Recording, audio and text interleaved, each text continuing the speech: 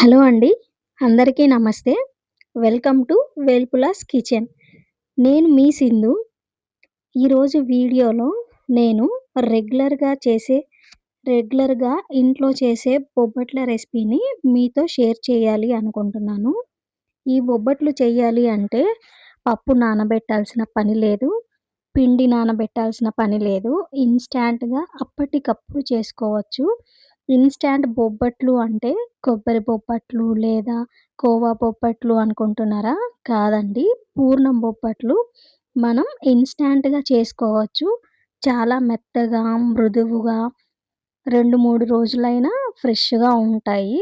Perfect కొలతలతో simple స్టెప్స్‌తో ఎలా చేసుకోవాలో చూపిస్తాను. సో, ఇలా మీరు కూడా బొబ్బట్లు ఇంట్లో చేసి ఫ్యామిలీ అంతా ఎంజాయ్ చేయండి. మరి ఇక లేట్ చేయకుండా రెసిపీ ప్రాసెస్‌లోకి వెళ్ళిపోదాం.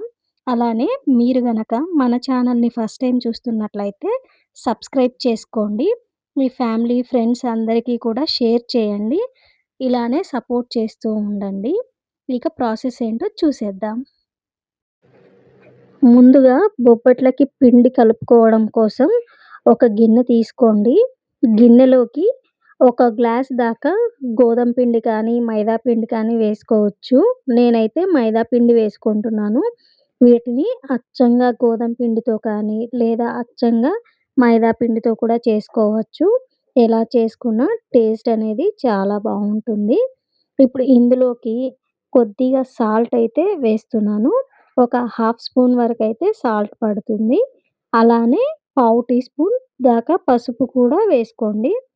తర్వాత ఒక టీ స్పూన్ దాకా ఆయిల్ కానీ, నెయ్యి కానీ వేసి పిండిని మొత్తం బాగా కలిపేసిన తర్వాత నీళ్ళని కొద్ది కొద్దిగా వేసుకుంటూ పిండిని స్టిక్కీగా కలుపుకోవాలి. మరీ గట్టిగా కాకుండా కొంచెం సాఫ్ట్‌గా కలుపుకోండి. మీరు మీకు తగ్గట్టుగా క్వాంటిటీ అనేది ఇంక్రీజ్ చేసుకోవచ్చు లేదా తగ్గించుకోవచ్చండి. చూడండి, పిండిని ఇలా స్మూత్‌గా కలుపుకుంటూ మంచిగా ప్రెస్ చేసుకుంటూ మధ్య మధ్యలో కొద్దిగా వాటర్ ఏసుకుంటూ అయితే మనము పిండిననేదైతే కలిపేసుకోవాలి. చూసారు కదండీ! పిండిని ఇలాగా స్టిక్కీగా కలుపుకున్న తర్వాత ఇందులోకి ఒక టేబుల్ స్పూన్ దాకా ఆయిల్ కానీ, లేదా నెయ్యి కానీ వేసి పిండికి బాగా అబ్జర్వ్ చేసుకునేలాగా అయితే కలుపుకోవాలి మరొకసారి. ఆయిల్ ప్లేస్‌లో నెయ్యిని కూడా యాడ్ చేసుకోవచ్చండి. మొత్తం నెయ్యితోనే మనమంతా ప్రాసెస్ చేసుకుంటే మనకి నేతి బొబ్బట్లు కూడా సేమ్ ప్రాసెస్‌లోనే అయిపోతాయి. దానికి మనము ఆయిల్ ప్లేస్‌లో కొద్దిగా నెయ్యనేది యాడ్ చేసుకుంటూ ఉంటే సరిపోతుంది. చాలా టేస్టీగా అయితే ఉంటాయి. చాలా సింపుల్‌గా కూడా అయిపోతాయి. చూసారు కదండీ! పిండి అనేది మనకు చాలా సాఫ్ట్‌గా వచ్చింది. ఇలా కలుపుకున్న పిండి మీద ఆయిల్ వేసి మంచిగా అప్లై చేసి మూత పెట్టేసి కాసేపయితే పక్కన పెట్టేద్దాం. ఇప్పుడైతే స్టఫింగ్ ప్రిపరేషన్ చూసేద్దాం.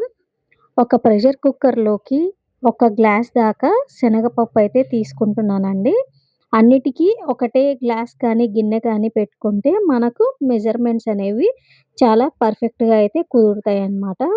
ఈ శనగపిండిని నీట్‌గా ఒక 2, 3 టైమ్స్ అయితే వాష్ చేసుకోవాలి. చాలా టేస్టీగా ఉంటాయి. ఒకసారి మీరు కూడా తప్పకుండా ట్రై చేయండి. ఇలా క్లీన్ చేసుకున్న శనగపిండిలేకి నేనైతే 2 గ్లాస్ వాటర్ అయితే తీసుకుంటున్నాను. నేను ఇంగ్రీడియెంట్స్ అన్నీ కూడా ఒకటే గ్లాస్‌తో అయితే తీసుకుంటున్నానండి. అప్పుడే మీరు రెసిపీ చేసినా కూడా పర్ఫెక్ట్‌గా వస్తుంది. చూసారు కదా! ఆయిల్ వేసిన తర్వాత ఇందులోకి కొద్దిగా సాల్ట్ అనేదైతే యాడ్ చేసుకోవాలి. ఇప్పుడు ప్రెషర్ కుక్కర్ మూత పెట్టేసి 4-6 విజిల్స్ దాకా మీడియం ఫ్లేమ్‌లో రానివ్వాలి. ఈ పప్పుని మీరు నానబెట్టాల్సిన పని లేదు. డైరెక్ట్‌గా ప్రెషర్ కుక్కర్‌లో కుక్ చేసేయొచ్చు. ఈ ప్రాసెస్ అంతా మనము పప్పు ఉడికే వరకు మనము స్లో ఫ్లేమ్‌లోనే పెట్టాలండి. మీడియం ఫ్లేమ్‌లోనే. హై ఫ్లేమ్ పెడితే మనకి పప్పనేది తొందరగా ఉడికిపోదనమాట. మాడిపోయే ఛాన్సెస్ కూడా ఎక్కువగా ఉంటాయి. కాబట్టి మనము మీడియం ఫ్లేమ్‌లోనే పప్పునైతే ఉడకనిచ్చుకోవాలి. ఒక 5 విజిల్స్ వచ్చిన తర్వాత పప్పయితే ఈ విధంగా అయితే ఉడికిపోయిందండి. ఇలా పప్పు ఉడికిన తర్వాత వాటర్ అంతా డ్రైన్ చేసుకోవాలి. ఈ పప్పునంతా కూడా ఒక చిల్లుల గిన్నెలోకైతే మనం ఈ పప్పు మొత్తాన్ని కూడా వార్చుకోవాలి. అప్పుడే మనకి ఎక్స్‌ట్రా వాటర్ ఏదైనా ఉన్నా కూడా వార్చిపోతుందనమాట. ఈ పప్పులో వాటర్ అనేది మనకి అస్సలు ఉండకూడదండి. అలా ఉంటే మనకు పూర్ణం అనేది పర్ఫెక్ట్‌గా రాదనమాట. కాబట్టి వాటర్ మొత్తం వార్చేసుకోవాలి. చూస్తున్నారు కదా!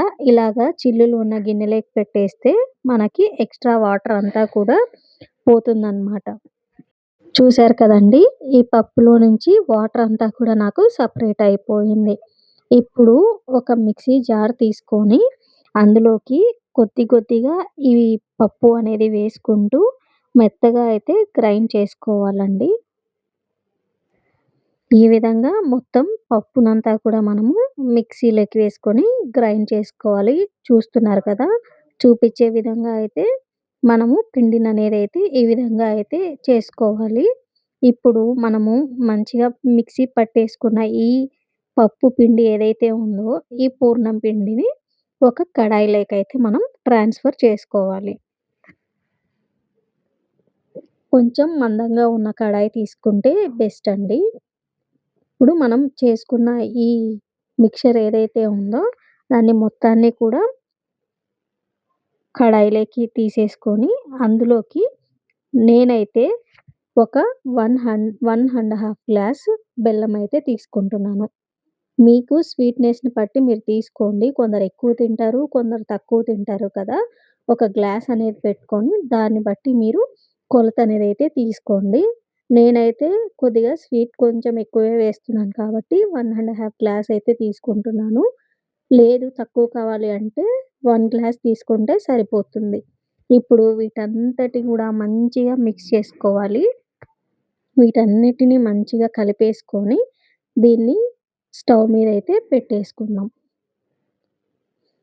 వీటిని స్లో టు మీడియం ఫ్లేమ్‌లో మాత్రమే కుక్ చేసుకోవాలండి. లేదు అనంటే మనకి కింద అడుగంటేస్తుంది. మనకి ఆ బెల్లం అనేది కూడా మంచిగా కరగదనమాట. కాబట్టి ఫ్లేమ్ అనేది అడ్జస్ట్ చేసుకుంటూ మీరు అక్కడే ఉండి దగ్గరుండి చూసుకుంటూ ఉండాలి. కలుపుతూ ఉండాలి. చూసారు కదా! మనం కలుపుతూ ఉండేసరికి బెల్లం అనేది స్లోగా మెల్ట్ అవుతుంది. అలా కరగడం స్టార్ట్ అవుతూ ఉంటుందనమాట. పప్పుతో మిక్స్ అయ్యి కొంచెం లూజ్ అవుతుంది. ఇది కొంచెం చిక్కగా అయ్యే వరకు కూడా లో ఫ్లేమ్‌లోనే పెట్టుకొని మిక్స్ చేస్తూ దగ్గరికి అయ్యే వరకు కూడా కుక్ చేసుకోవాలి. మీరు ఈ స్టేజ్‌లో ఉన్నప్పుడు కొద్దిగా ఫ్లేవర్ కోసం నెయ్యి అనేదైతే వేసుకోండి. అలానే కొద్దిగా ఇలాచీ పౌడర్ అయితే యాడ్ చేసుకోండి. నేను వేసిన క్లిప్ అయితే మిస్ అయిపోయింది. కొద్దిగా ఇలాచీ పౌడర్ ఏసుకుంటే మనకి ఫ్లేవర్ అనేది బావుంటుందండి. అలానే కొందరైతే సోంపు పౌడర్‌ని కూడా యాడ్ చేస్తారు. డైజెషన్‌కి మంచిది అని చెప్పేసి. నేనైతే ఇలాచీ పౌడర్ ఒక్కటే యాడ్ చేశానండి. ఇలా స్లోగా మనము ఆ మిక్స్చర్ అంతా దగ్గరికయ్యే వరకు మిక్స్ చేస్తూ ఉండాలి. ఒకవేళ మీ దగ్గర స్మాషర్ కానీ ఇలాగుంటే ఆ పిండిని మొత్తం కూడా అలా స్మాషర్‌తో మిక్స్ చేసుకుంటూ ఉంటే ఏమైనా చిన్న చిన్న లంప్స్ ఉన్నా కూడా పోతాయన్నమాట. చూస్తున్నారు కదా! ఇది కొద్ది కొద్దిగా అయితే మనకి ఉడుకుతూ చిక్కబడుతూ ఉంటుంది. మనకి బాగా చిక్కబడే వరకైతే మనం కలుపుతూ ఉండాలి. చూస్తున్నారు కదండీ! ఈ విధంగా కలుపుతూ ఉంటే మనకి పిండనేది బాగా చిక్కబడుతుంది. అలానే ప్యాన్ నుంచి సెపరేట్ అవుతుందండి. ఈ కన్సిస్టెన్సీ అనేది కరెక్ట్‌గా తెలుసుకోవడం అంటే మనకి ఈ పూర్ణం అనేది ప్యాన్ నుంచి సెపరేట్ అయినప్పుడు మనకి పూర్ణం కన్సిస్టెన్సీ అనేది కరెక్ట్‌గా ఉంది అన్నట్టనమాట. లేదు అనంటే మనకి ఇంకాస్త గట్టిగా అయిపోతుంది. మనము చల్లారి పెట్టేసుకుంటే. ఈ కన్సిస్టెన్సీ అయితే మనకి పర్ఫెక్ట్‌గా సరిపోతుంది. ఈ మిక్స్చర్ మనకి పాన్ నుంచి ఇలా సెపరేట్ అవుతున్నప్పుడు మనం స్టవ్ అనేది ఆఫ్ చేసుకొని, ఈ పాన్ అనేది మనం కిందికి దింపేసి, పూర్ణం అనేది ఇలా పాన్ చుట్టూ ఇలా మొత్తం అప్లై చేస్తే ఏమవుతుందంటే, తొందరగా చల్లారిపోతుందనమాట. కాబట్టి ఈ పిండినైతే మనం పూర్తిగా చల్లారనిచ్చుకుందాం. చల్లారిపోయిన తర్వాత ఇలా కొంచెం గట్టి పడుతుంది. ఈ పిండి మనకి ఉండలు చేసుకోవడానికి సరిపోతుంది. ఈ పూర్ణం పిండిలో నుంచి కొంచెం కొంచెంగా పిండి తీసుకుంటూ రౌండ్ బాల్స్ లాగా అయితే ఉండలు చుట్టేసుకోవాలి. మీకు పూర్ణం సైజు ఎలా కావాలో దాన్ని తగ్గట్టుగా అయితే మీరు సైజ్ అనేదైతే చేసుకోండి. నేను ఉండలనేవి మొత్తం ఈ విధంగా అయితే చుట్టేసుకున్నాను. చూస్తున్నారు కదా!